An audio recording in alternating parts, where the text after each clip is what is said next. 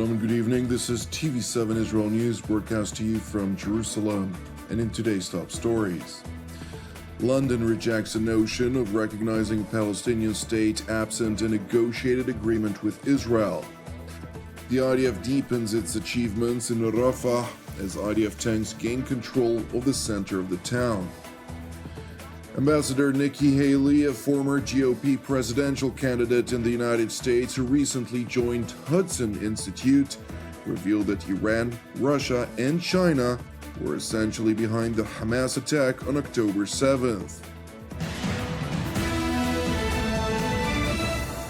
European governments, subject to immense international pressure, are separately deliberating whether they should follow in the footsteps of Spain, Norway, and Ireland in recognizing a Palestinian state absent a negotiated solution with Israel. Amid these deliberations, Irish Foreign Minister Michael Martin decreed that the top priority of Dublin's Arab partners, all of which are totalitarian regimes, would be to see all European countries recognize a Palestinian state. The top priority for Arab partners is that all European countries recognise Palestine.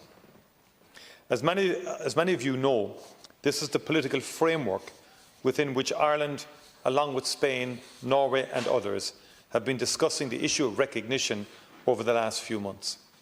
It has long been my view that recognising Palestine would be most impactful if done in a coordinated manner with other partners.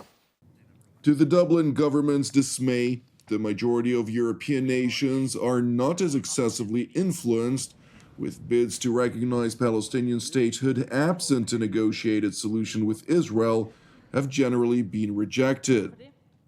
Vi håber, at det danske folketing med et flertal, helst enstemmighed, vil anerkende staten Palæstina. The notion by the radical Marxist Red-Green Alliance in Denmark was decisively rejected, with 83 lawmakers voting against, 2 abstentions, and only 22 in favor. Meanwhile, in England, British Foreign Secretary David Cameron was asked whether the United Kingdom would like to see a two-state solution implemented. Of course, but what I want to see is, yes, a two-state solution of a secure Israel next to a secure democratic Palestine. And recognition, of course, will come, but it shouldn't come at the start of this process. It doesn't have to wait till right at the end, but it should be part of bringing about a two-state solution. It is important to know that the last time the West essentially imposed democratic elections on the Palestinian Authority was in 2006, when the Islamist Hamas won 74 mandates out of the 132-seat Palestinian Legislative Council. Meanwhile, London's top diplomat addressed a tragic incident in which an Israeli precision-guided strike targeting 2 senior Hamas officials preceded a blaze that claimed the lives of a number of uninvolved Palestinian civilians in the Gazan border town of Rafah. Well, I think that what happened in Rafah overnight really did look very, very concerning, very worrying, and so we're asking for that to be investigated rapidly. The Israelis have already said it was a tragic mistake, but we want to see that properly investigated. Look, what I want to see is a stop in the fighting. We want a pause, which has been offered by the Israelis, a hostage deal to Hamas that would let prisoners out of Israeli jails, and have that pause. Because what we need is to get the hostages out, get the aid in, and have that stop in the fighting, which we can then turn into a permanent, sustainable ceasefire. That's what I want to see happen. Thankfully, the IDF has launched a comprehensive investigation into the deeply regrettably incident. מטבע הדברים, במלחמה בהיקף ובעצימות שכאלה, קורים גם אירועים קשים. חלק מהאירועים, כמו האירוע אמש ברפיח, קשים מאוד. פרטי האירוע אתמול עדיין מצויים בבדיקה, ואנו מחויבים למצותה עד תום. צה"ל מצר על כל פגיעה בבלתי מעורבים במהלך המלחמה. Following the announcement by the Israeli military's Advocate General, IDF spokesman Rear Admiral Daniel Agari provided some details from the preliminary investigation that alluded to the possibility that the targeted location was situated near a concealed munitions storage facility. The strike was conducted using 2 munitions with small warheads suited for this targeted strike, We're talking about munition with 17 kilos of explosive material. This is the smallest munition that our jets can use. Following this strike, a large fire ignited for reasons that are still being investigated. Our munition alone could not have ignited a fire of this size. I want to repeat it. Our munition alone could not have ignited a fire of this size. Our investigation seeks to determine what may have caused such a large fire to ignite. We are looking into all possibilities, including the option that weapons stored in a compound next to our target, which we did not know of, may have ignited as a result of the strike. Admiral Hagali further dispelled disinformation that was claimed by Hamas as if the IDF struck within a designated humanitarian zone. As you can see, in our aerial surveillance from the time of the strike, we targeted a closed structure away from tent area.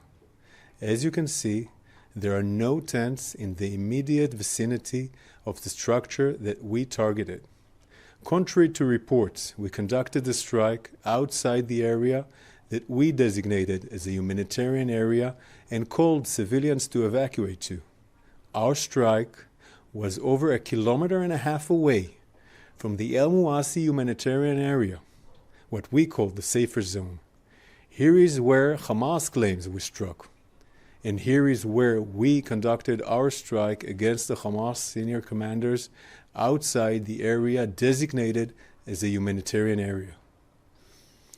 Our aerial surveillance was filming prior to the strike in order to minimize civilian harm. The IDF spokesman went on to know that the area in question has been a Hamas staging ground for repeated attacks, including rocket launches, which were indiscriminately directed at Israel. It should be noted, Hamas has been operating from this area since October 7th. Here, in this satellite image, 43 meters from the structure we targeted, you can see Hamas rocket launchers. Hamas fired rockets from these launchers at Israel during their massacre on October 7th. We are also assessing footage documented by Gazans on the night of the strike posted on social media, which appear to show secondary explosions, indicating that there may have been weapons in the area.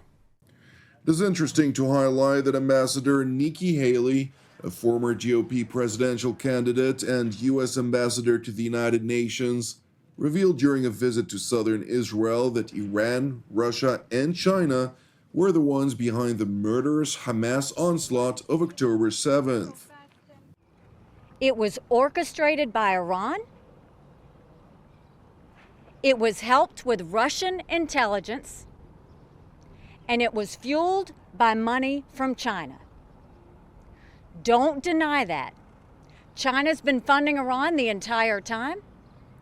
Russia's intelligence helped them know where everything was. Iran helped get them trained. So this isn't Hamas. Look at these. These are all murderers and accomplices.